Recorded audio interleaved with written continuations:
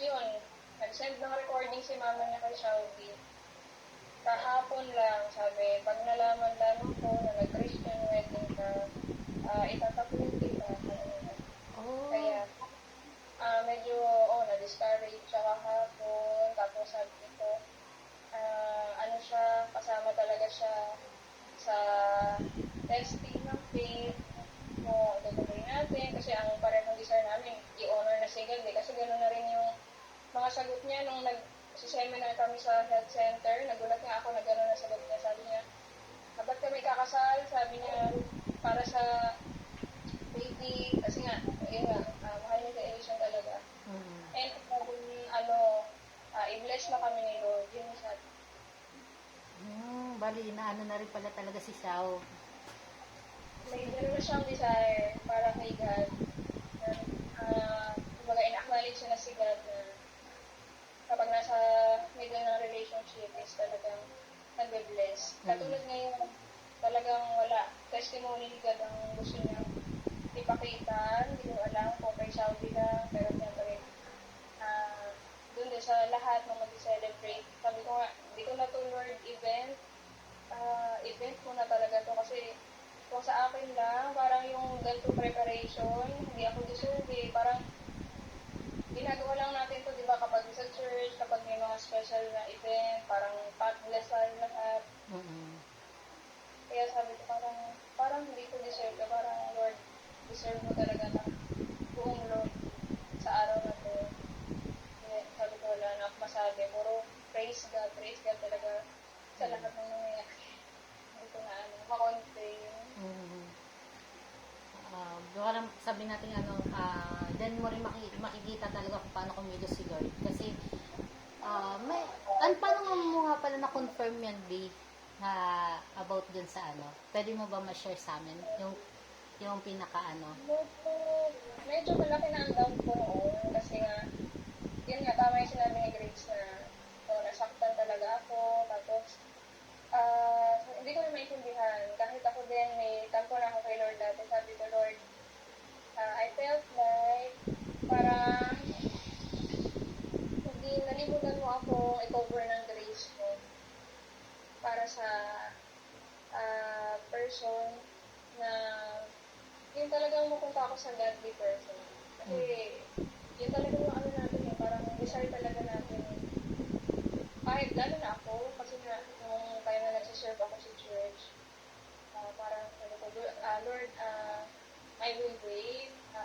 Nag-commit na nga kami nung sila Abby, yung lagi namin kasama na. Meron kami sing-sing na commitment kay Lord na ito yung i-reserve na namin yung sarili for the godly partner. Hanggang sa yun, ito yung mga nangyari. Hindi ko rin maintindihan. Ilang beses na drive away ko na rin siya sa buhay ko. Sabi ko, Lord, hindi ko na i-express sa kanya yung pagiging asawa kasi hindi totoo na gano'n ang sitwasyon namin. Hindi ko siya asawa. So, nandun na sa time na talagang malamig na kami dalawa. Tapos, hindi pa rin kami maghiwalay.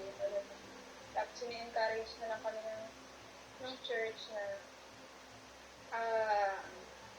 ang salvation natin na kay Jesus Christ na talaga. Hindi sa sarili natin kumbaga, sarili din natin understanding. Pag ito nangyari, pag naging godly husband ang asawa ko, or yung pinili ko is, ang nangyari is, pinasal ako sa godly husband. Yun lang ako magsisili. Parang, gano'n din yung pinag-up. Pero,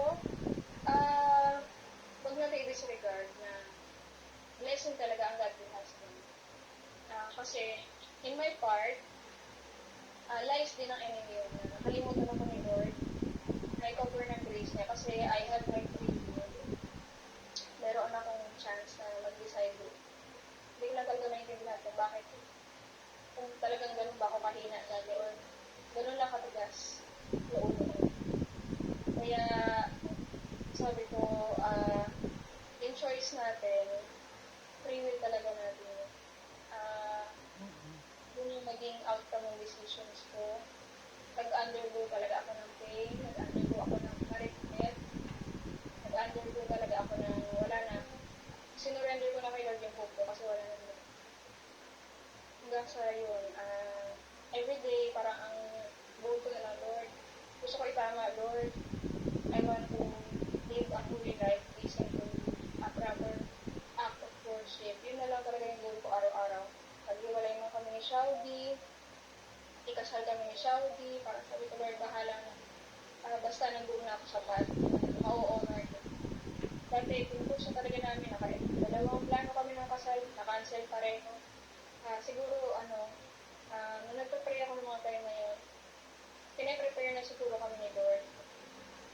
Hindi lang ako nung time na yun, nang amin, kasi parang si Saudi, pinaprepare niya rin siguro na maging buo yung understanding niya kung sino ko Lord, kung ano yung kaya ko Lord, kung ano yung assurance na kapag sige doon na sa buhay niya.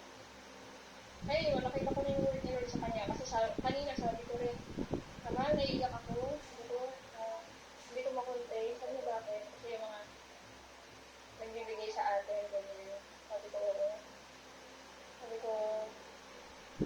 ikaw, sabi ko, ano ba ano pang sasabi ko? Sabi niya, wala, ano lang, basta nagtitiwala lang ako sa iyo, sabi niya, kung ano daw yun. Tingin ko na dapat na nangyari, gano'n, nagtiwala na lang siya kasi nakikita niya rin kung paano nag-flow yung grace ni Lord dito sa pinaplano namin. Thank you sa May isa pa akong tanong. May isa lang akong pinaka-concern. Hindi ka nagkakaroon ng sabihin natin may mga pagkakataon ba na nagkakaroon kayo ng away ni Shaudi na nagkakasakitan kayo? Hindi naman. Oo, meron talaga. Kasi, asing physical? Dati talaga, lalo na kapag may nangyari, ramdam mo yung bigat. Una, madedeceive na parang wow, parang ang intimate namin, parang ang sweet, ang kami talaga para sa isa't isa.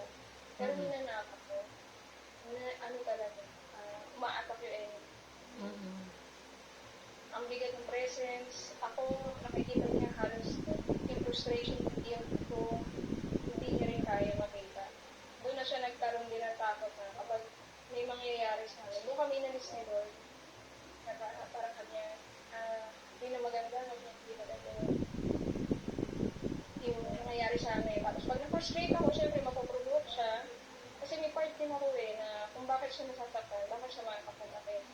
Kasi provoke na ako na yung guilt, yung frustrations, pinapasa ko sa kanya. Kasi syempre, para gusto ko na mag-expect sa kanya. Wala na mangyari, ganun, wag na, parang sa kanya ko sinisisi.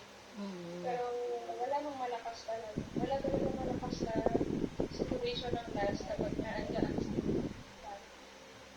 tempting na situation. Kaya yun, through that, ang sakit, grabe yung discipline din ni Lord.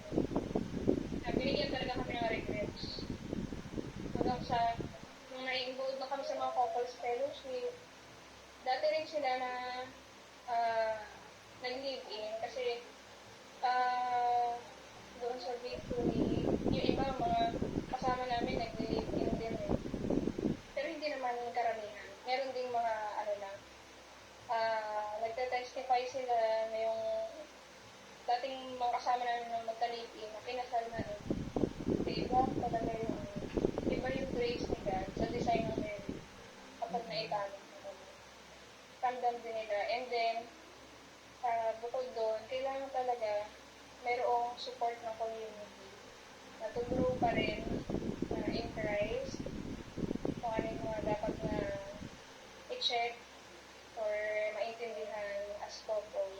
Kasi meron pa rin yan, may challenges pa rin, may molding process pa rin si Lord sa mga personalities ng bawat isa. Okay. Siyempre, meron matured na, may mga hindi pa mature. Kailangan mag-grow talaga ng patuloy. So then, kaya yun, thankful kami na wala, hindi ko na-appreciate, pero ito pala yun.